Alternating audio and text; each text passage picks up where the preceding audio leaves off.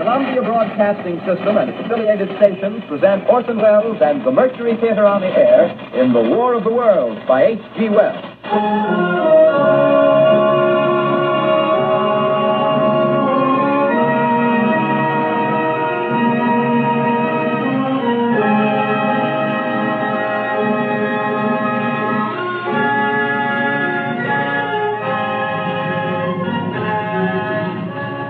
Ladies and gentlemen, the director of the Mercury Theater and star of these broadcasts, Orson Welles.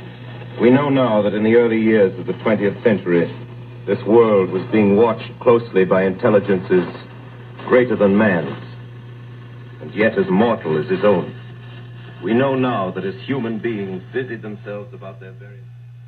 Ladies and gentlemen, here is the latest bulletin from the Intercontinental Radio News, Toronto, Canada.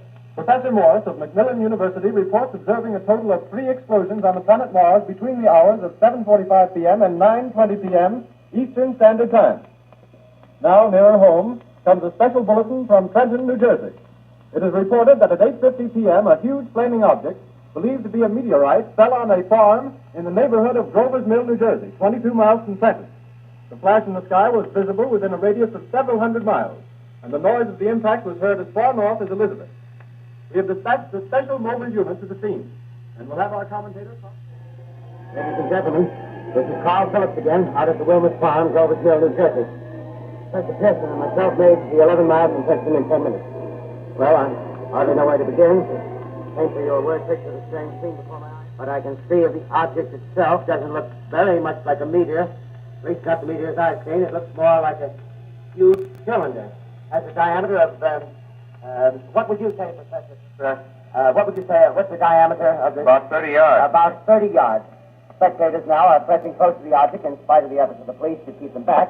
Getting in front of my line of vision. Top is beginning to rotate like a screw, and the thing must be hollow. He's moving! What's the matter? He's back there! He's back there! Keep those men back! He's back there! Keep those idiots back! Take off! The top broke out there! Ladies and gentlemen, this is the most terrifying thing I've ever witnessed. Look at him. Someone's calling someone or something. I can see coming out of that black hole 2 luminous discs. And the eyes, it might be a face.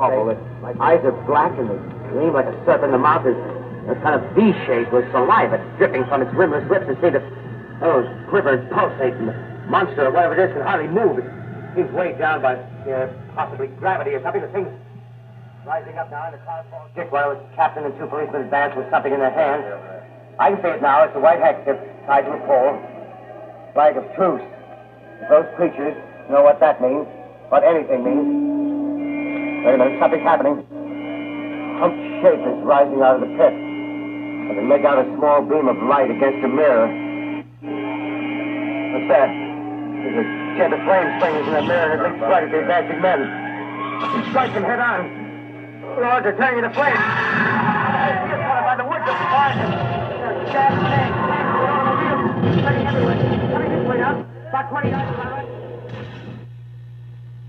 This is Captain Lansing of the Signal Corps, attached to the state militia, now engaged in military operations in the vicinity of Grover's Mill. The situation arising from the reported presence of certain individuals of unidentified nature is now under complete control. The cylindrical object lies in a pit directly below our position.